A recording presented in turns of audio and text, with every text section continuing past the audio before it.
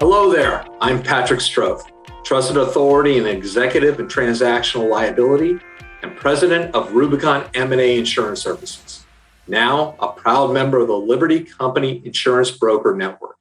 Welcome to M&A Masters, where I speak with the leading experts in mergers and acquisitions, and we're all about one thing here. That's a clean exit for owners, founders, and their investors. Today, I'm joined by Renny Sie, Vice President for Business Development for Boyne Capital. Boyne Capital was established in 2006 in Miami, Florida, with a focus on investing in lower middle market companies. Boyne has a unique approach to investing. It's an approach that forges lasting and collaborative relationships with companies whose founders and families are still deeply involved with growing their business. It's a term they call a value cultivator approach. Renny, it's a pleasure to have you. Thanks for joining me today. Thank you, Patrick. It's great to be here. Now, before we get into Boyne Capital and the value cultivator approach, is a unique wording there. So that's very, very interesting. Let's start with you. What brought you to this point in your career? Oh gosh, where do I even start? I guess I have what you call a non-traditional background. Okay. So starting from the very beginning, I was born and raised in Jakarta, Indonesia, the oldest of three siblings, the first one to actually go to college. I came to the U.S. To attend college at California State University, Fresno, so right by you. And my major was classical piano performance. After graduating from CSU Fresno, I went on to do my master's and then auditioned to a bunch of different schools to try to find a scholarship for me to keep going to school because I like school that much. Okay. Eventually ended up in University of Miami Frost School of Music doing my doctorate in classical piano performance. So did that until 2016. And then I found myself married with a young child and then realized that, oh my, I've been doing this for my whole life and it's not going to pay the bills, unfortunately. Yes. My husband told me I should go back to business schools and get MBA, and I told him he was crazy. But I'm glad I took the chance, went back to business school at University of Miami, did a full-time MBA, 2-year program there, interned with Goldman Sachs in the summer, took a full-time job with them in their Florida office.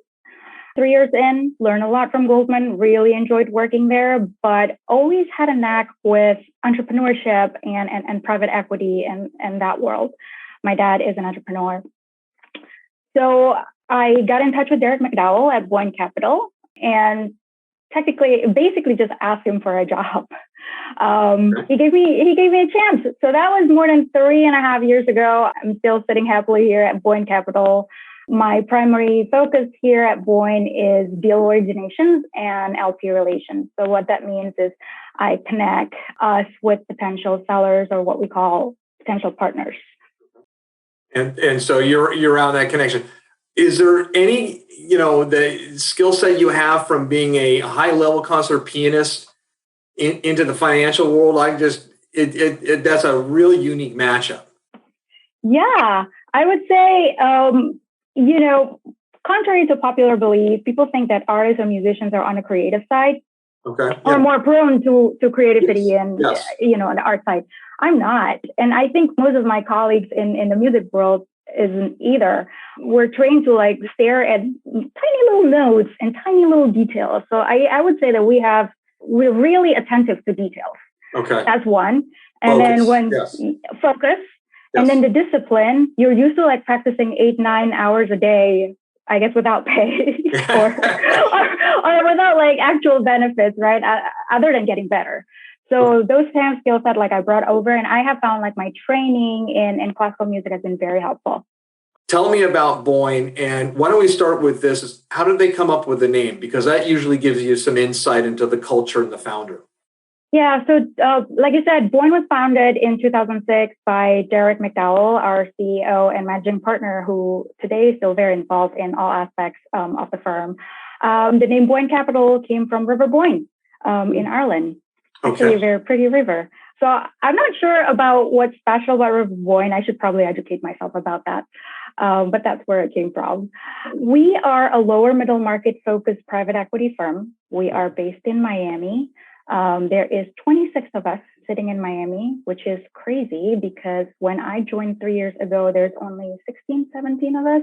So we have grown a lot, which is exciting time. And lower middle market is what we define as companies with EBITDA between $3 to $15 million, typically revenues under $100 million. And you asked me why lower middle market space. It's because I think we can provide the most value in this space. Lower middle market companies often are family owned.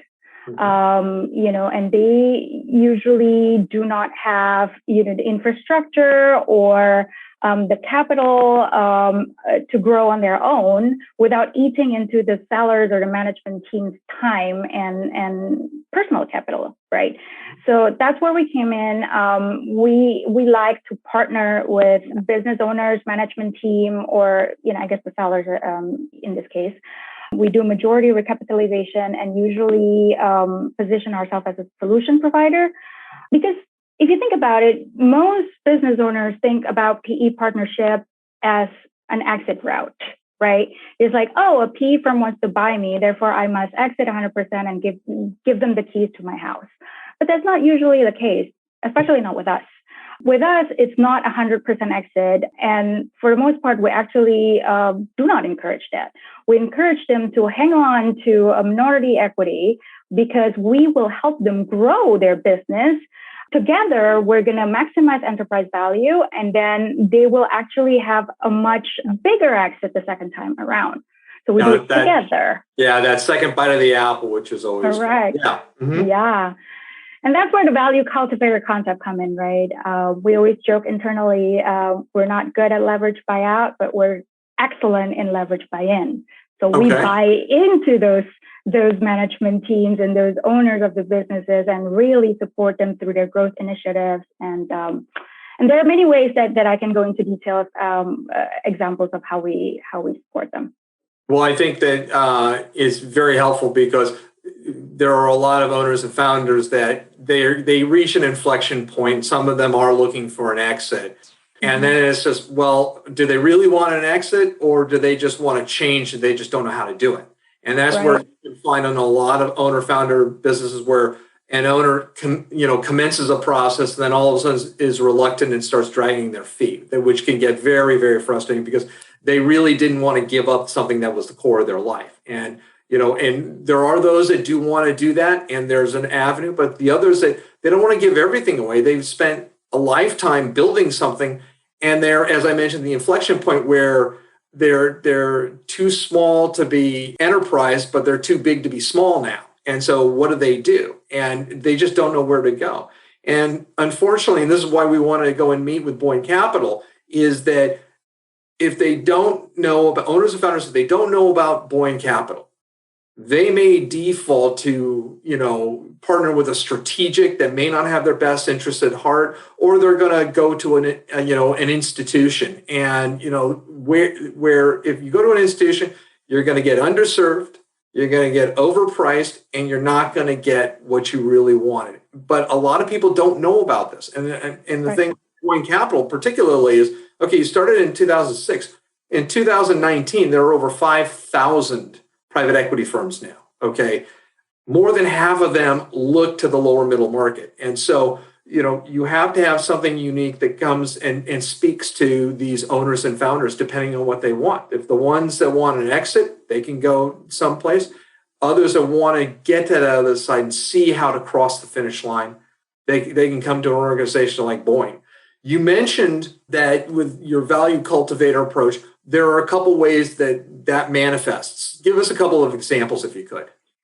So for most of our platform investments, like I said, typically they don't have the necessary key executives in place, typically like a CFO or a controller, that they would actually have to go out and hire.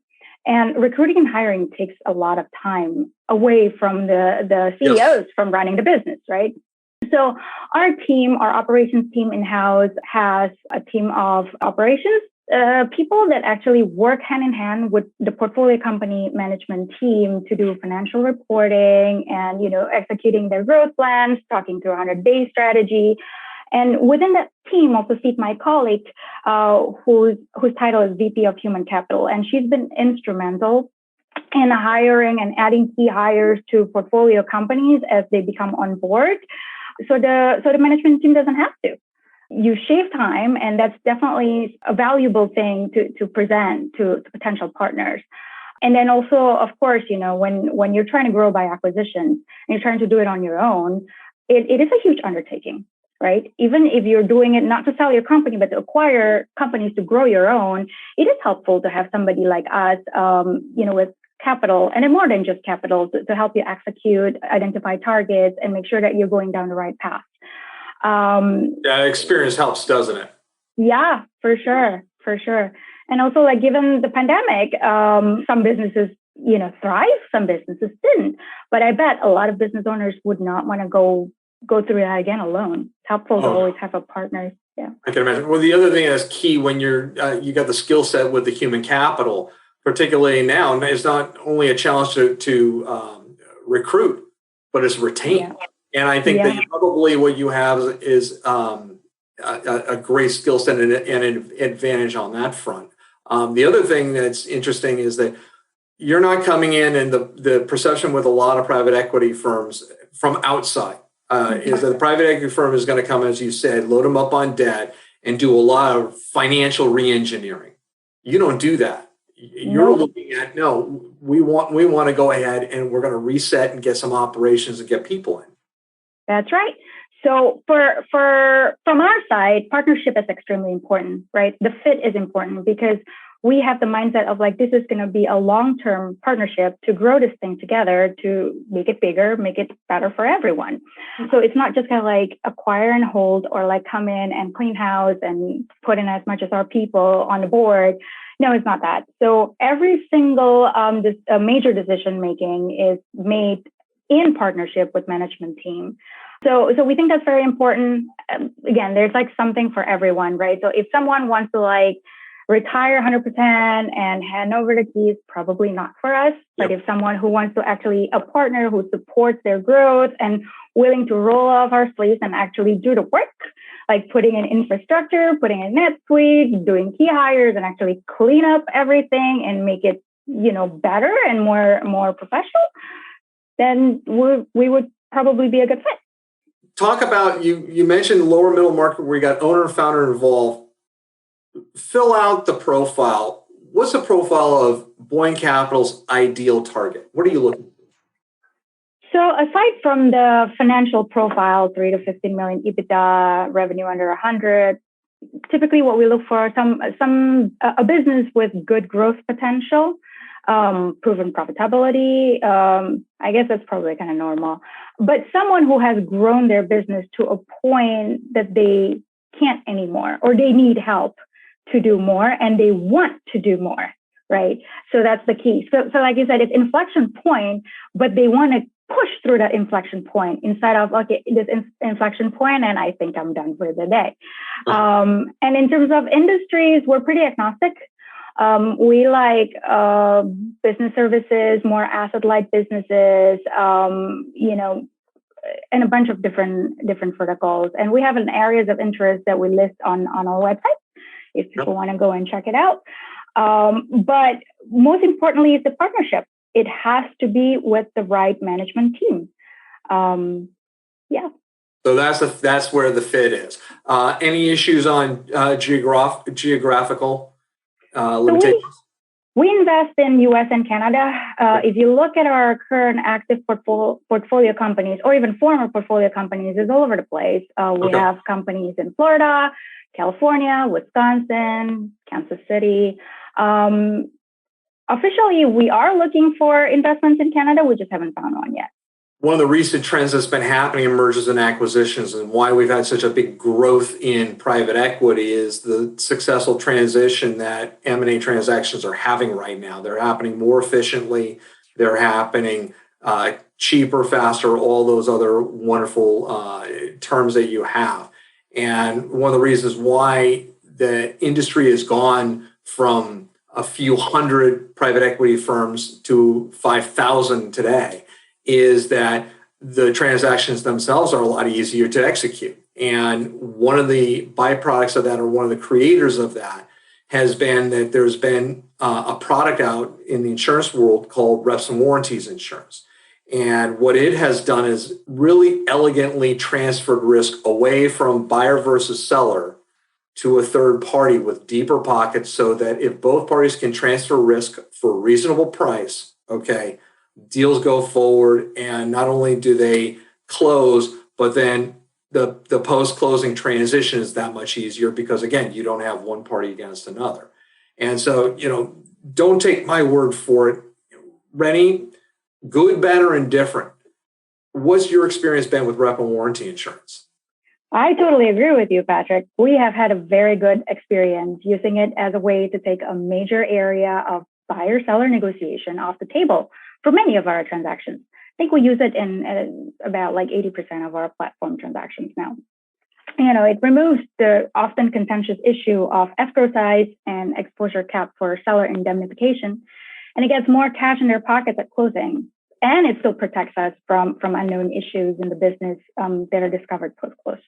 So we're a big proponents of rep and warranty, and we will continue to keep using rep and warranty insurance. And now the rep and warranty insurance market is so robust, so we can typically find good coverage and options for pricing.